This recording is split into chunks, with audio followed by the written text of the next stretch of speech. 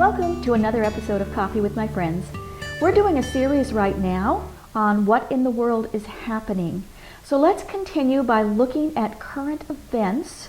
We're going to continue our teaching from our last video, and we'll look today at the spiritual invasion of America by Babylon, plus a few other events that I think you'll find very interesting.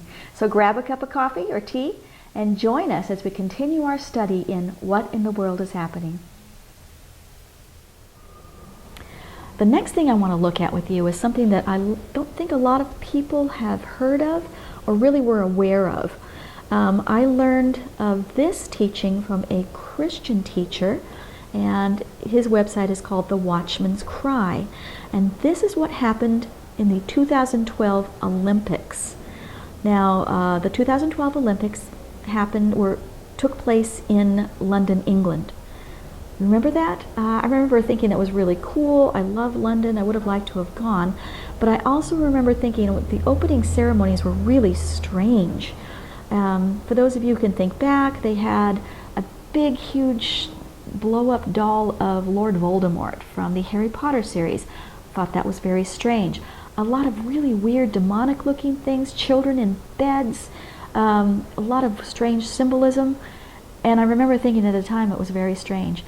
Well, this Christian brother, his name is Nathan Leal, actually analyzed the occult symbolism of the opening ceremonies of the London Olympics. And I want to share just a few of those findings with you to see of how everything kind of changed in 2012.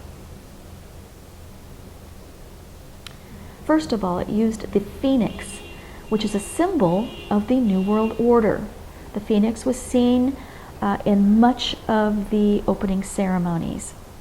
The Olympic theme song was called London Calling, which was a very odd beginning to the Olympics because it speaks of war, death, famine, and chaos. Basically, was talking about the apocalypse. Then, as I mentioned, they had Lord Voldemort arriving to take all the children. All these little children were in their beds and all these happy things, and then suddenly Lord Voldemort comes, which is in the Harry Potter series is a symbol of a demonic world, evil sorcerer in that case. But you could say he was equivalent to Satan, equivalent to the Antichrist, equivalent to the demonic forces of the end of days coming to take the children out of their beds. Very odd. Now, the bells of London rang before the opening ceremony on July 27th at 8:12 a.m. for 3 minutes. A lot of people looked at this whole ringing of the bells to begin the Olympics as being, oh, this is so cool, we're all ringing the bells, it's a time of peace, without realizing that the ringing of bells was a very strong satanic ritual. The fact that it's in London, the bells of London, there's a lot of occult symbolism in the city of London itself. On July 27th at 8:12, July 27th that way was the 9th of Av. And we all know what the 9th of Av meant. The time of 8:12 was occult symbolism as well. And the fact that the bells rang for 3 minutes. This was the grand climax on the satanic ritual calendar. And it's called a bell, book, and candle ritual by practicing witches. So what happened was it released demonic spirits into the Olympic ceremonies. Now, I remember when this happened, I had received a warning that they were going to do these bells and an explanation of what this was. And so our family all gathered in our home and we recited Psalm 27 as a protection against this demonic release. This is all happening in this, in the spiritual realm, so I can't really tell you what physically may have happened at that time. But if this is true, that this was a satanic release of demons into the Olympics, all of these demonic forces went into the people that were attending the Olympics at that time. They took these demonic forces back to their countries after that time. And remember, 2012 was a really significant year. So let's put this in the timeline as well. First, we had the covenant with death that was in 1993 that was annulled at the beginning of the war cycles in 2000. We saw the time of Jacob trouble, and now we have the demons released at the Olympics in 2012. Another interesting thing that Scott and I have talked about, maybe you have talked about too, is this demonic release. Here in America, we see something very interesting, and that's the increasing interest in bacon, in pork, being added to everything. We started seeing this in the last couple of years, and Scott and I have asked ourselves, what is up with the bacon and everything? You have bacon ice cream, you have bacon muffins and donuts, you have everything's bacon, bacon, bacon. For those of us who are Torah observant, we understand that bacon is a defilement. Eating pork is a defilement of our body. It makes us unclean. And if you are unclean, you're not able to enter into the covenant of Israel or enter into the holiness of Yahweh, in a sense. Is it possible that this release of demons into the nations also released in the parable or the story of Yeshua, when he went and cast the demons out of the man who had a legion of demons? Those demons went into the pigs that then ran into the sea. The demons went into the pigs, which are unclean. The sea represents the nations. And I see a connection there, in that now the nations of the world have this kind of demonic obsession with eating pork. I don't know. I'm seeing those things. You can think about that and see if you see that same connection as well. Now, the next thing I'd like to talk to you about is what happened in 2013. It's something that we're seeing, again, manifested here in the United States, and I call this the invasion of Babylon. So if you look at America in the last few years as a spiritual Egypt, remember that what happened in the time of Joseph was that Joseph went into Egypt. He was able to rise to power, and then when the famine came, he rescued all his people out of the famine, and they were able to stay safely in Egypt. Egypt preserved them for a period of time until Moses came, because there arose a Pharaoh that knew not Joseph, and began to persecute and oppress the 12 tribes. In a sense, you're seeing that here in the United States as well. America has been a safe place, an Egypt, if you will, for all 12 tribes out of the nations. And we have grown and prospered and come to a place where we now have the resources to begin to help the tribes that are in the other areas of the world, or help Israel in a sense. Now, in the election of 2008 and 2009, we saw a Pharaoh that did not know Joseph, and he has arisen, and we're seeing the beginning of the persecution here in Egypt, or the pressing of the 12 tribes. Now, Egypt eventually was taken over by Babylon, as was the nation of Judah as well.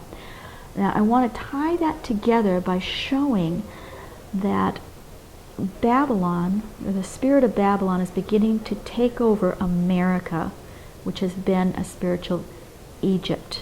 And we'll start that out by taking a look at the book of Jeremiah. Jeremiah 39, 1 through 3. Now when Jerusalem was captured in the 9th year of Zedekiah, king of Judah, in the 10th month, Nebuchadnezzar, king of Babylon, and all his army came to Jerusalem and laid siege to it. In the 11th year of Zedekiah, in the 4th month, in the 9th day of the month, the city wall was breached. Then all the officials of the king of Babylon came in and sat down at the middle gate. Nergal-Sarezer, Samgar-Nebu, Sarsekim the Rabsaris, Nergal-Sarezer the Rabmag, and all the rest of the officials of the king of Babylon. Now, what does all that mean? Well, we're going to take a look at these dates and these names, because as you know, if you've watched any of my teachings, dates and names are very important. Numbers in the Hebrew mean something. Names in the Hebrew mean something. And if we look at this as a way that history is repeating itself, we're going to see how these Babylonian generals actually invaded America at a strategic time in our history. So we'll start out with the 11th year of Zedekiah. In the 4th month, in the 9th day of the month, the city wall was breached.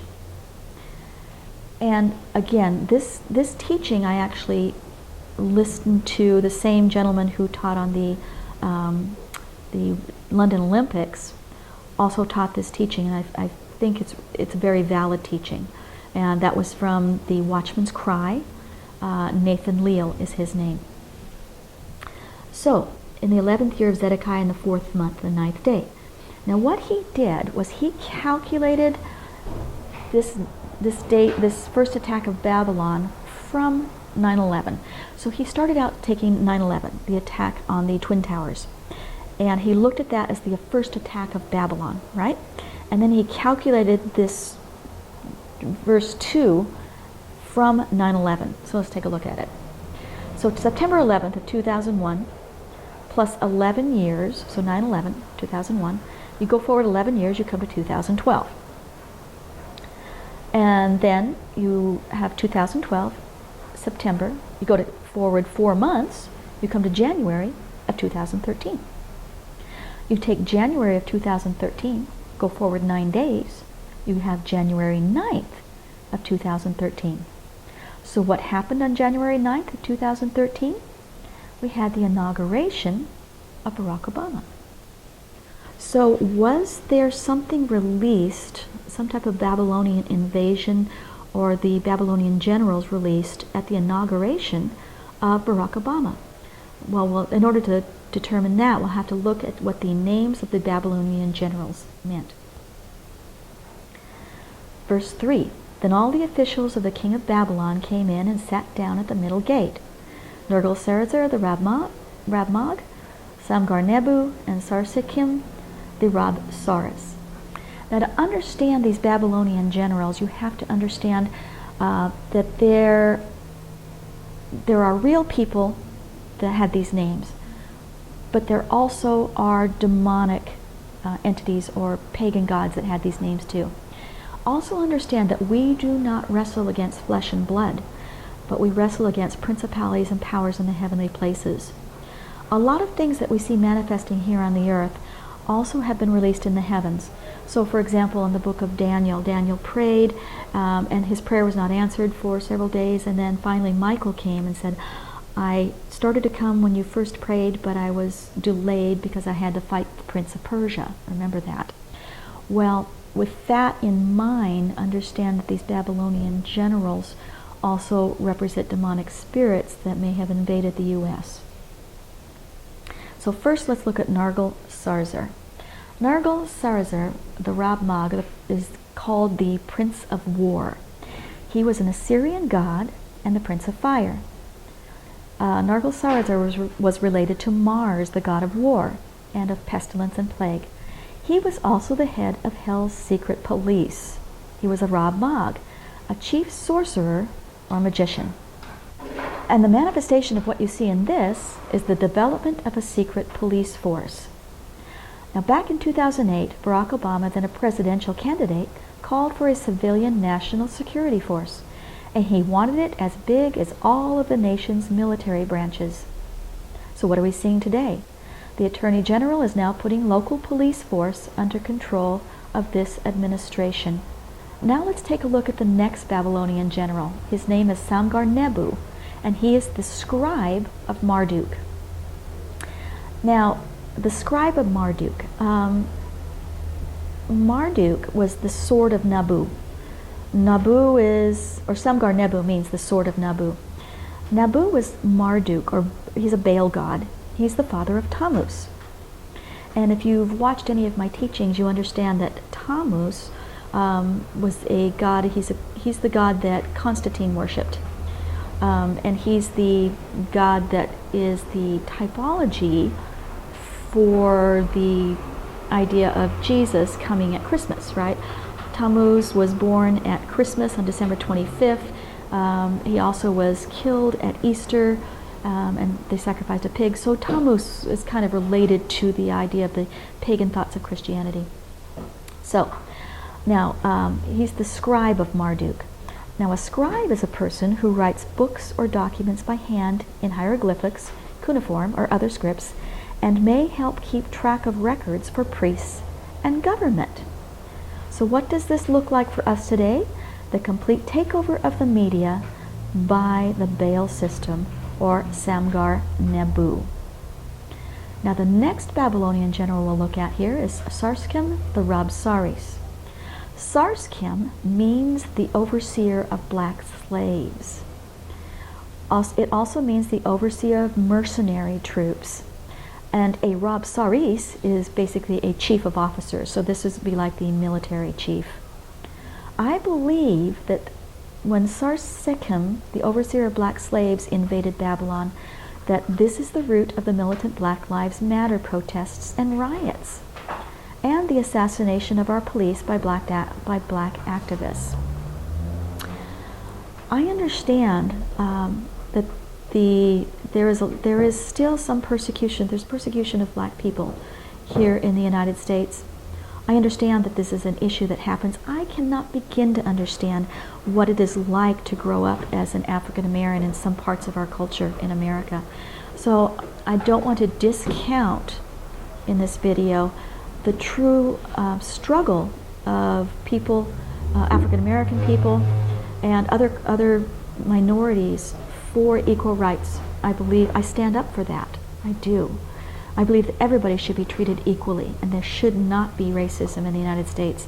That being said, I believe that this militant activism that we're seeing right now that has arisen is a result of this demonic invasion. In a sense, this has risen up within our culture and is fomenting violence and riots, assassinations of our police officers. This has a spiritual root to it, and I believe it's rooted in this demonic invasion of these Babylonian generals in 2013. So we saw the rise of the secret police, or a national police force. We saw the media, we have seen the media become a propaganda machine. We see that Black Lives Matter has become a rise for civil unrest, black activism, and riots, including the assassination of local police officers to bring about a national police force. So those are the types of things that happened in 2013 when these Babylonian generals invaded. So continuing along the thought of Jeremiah, the story of Jeremiah and these Babylonian generals invading, what happened next in the story? I think you'll find this interesting. Now, we're going to continue to look in Jeremiah. Jeremiah means Yah will rise, or in a sense, Yah loosens the womb. He is put in the care of Gedaliah, or Yah is great, the governor of Judah. So now, in the story, after the Babylonian invasions, Jeremiah, whose name is Yah will rise, goes to the servant king of Ethiopia to warn him of God's judgment against Jerusalem. 5 years later, the Babylonian takeover was completed. So Jeremiah, which means Yah will rise, has his chains removed. So the Babylonian general removed the chains from off his hands and allowed him to go free. He no longer was in prison. And Jeremiah was given unto the care of Gedaliah, the governor. So, in looking at this as a prophetic story, and that the Babylonian generals now have been released into America, what might this section tell us about what might be coming up? Since Jeremiah means Yah will rise, Jeremiah is in a sense, Yah is elevated. And he's put under the care of Gedaliah, which means Yah is great, as opposed to like Allah being great, right? So in Israel right now, we see that Gedaliah, Yah is great. We see Jeremiah, Yah is rising, and his chains are removed. Does this somehow foreshadow that the chains are somehow going to be removed from the Temple Mount? This is something I want to watch for. Will something happen at the Temple Mount that will set off the end of days in Israel? Now, what happens is Gedaliah in the story is assassinated, right? So you go along, so the Babylonian generals have invaded. They set Jeremiah free and they take off his chains. They put him under the care of Gedaliah. Gedaliah then is assassinated by Ishmael, the son of Netanyahu, and he was assisted by 10 men. Now, if you know anything about the numbers in prophecy, 10 men oftentimes refers to the 10 tribes of Israel, or Ephraim lost in the nations.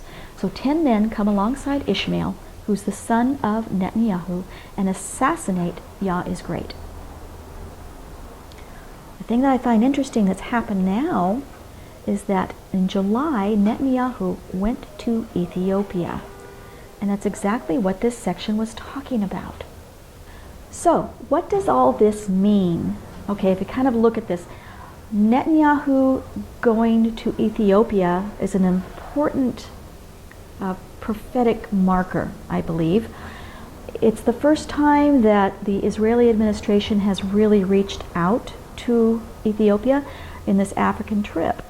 One of the things that I read about when I was reading about this was that Netanyahu was working with the Ethiopians. It made Egypt very nervous because Ethiopia is the headwaters of the Nile River, and Egypt does not want their water source cut off.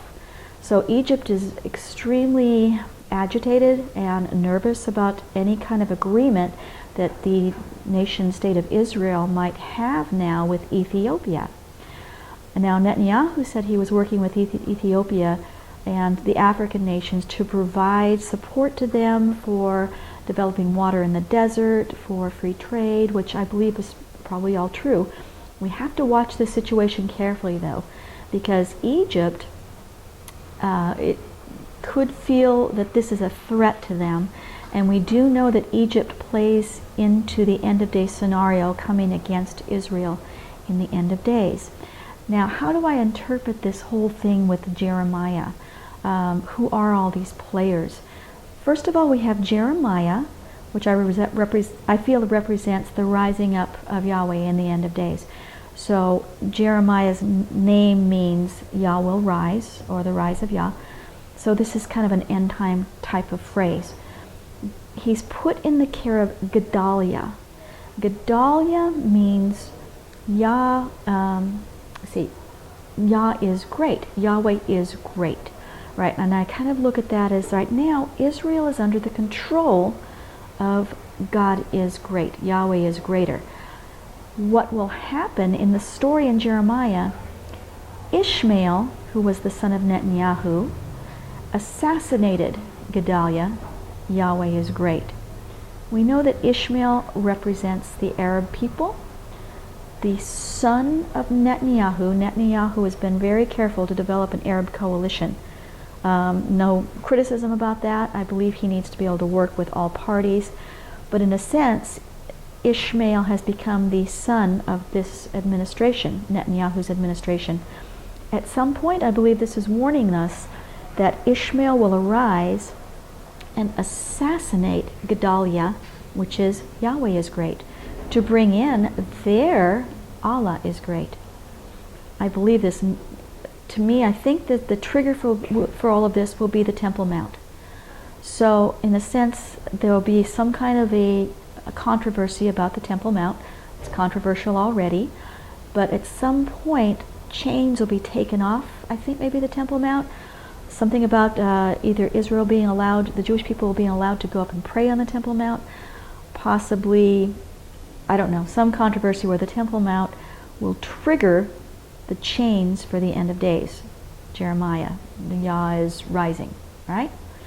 And at that point, I believe we'll see the United Nations come in, divide the land, creating a Palestinian state, dividing Jerusalem, so giving East Jerusalem to the Palestinians, Judea and Samaria to the West Bank to make a Palestinian state.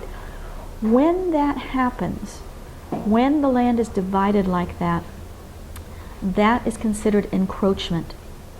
Encroachment is when somebody would encroach on the holy things of God.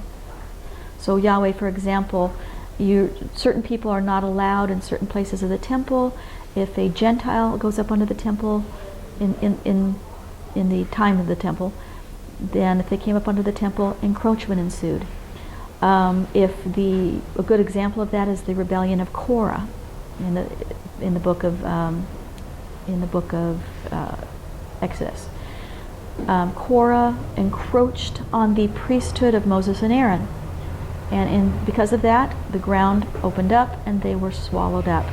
So when the land is divided by the United Nations, that will be encroachment on both the land and the people, right? And then judgment will begin, and that, I believe, will kick off the end of days. So I think that as far as a prophetic timeline, the idea that Netanyahu has now visited Ethiopia, you can kind of see an undercurrent in this story. There's hints of this happening as a timeline in the end of days. The next thing we'll need to watch for is something going on in the Temple Mount, or something that will kick off the division of the lands by the United Nations. I hope that makes sense. Wow, that was a lot of information in this video. But you know me, I like to look at prophetic events from kind of a different perspective than most people. So if you have any questions about this teaching, feel free to email me at teresa@coffeewithmyfriends.com, or you can find my Facebook page, Coffee with My Friends Facebook page, and feel free to contact me there as well. So until this next time, when we will continue this teaching on the war cycle, see you then.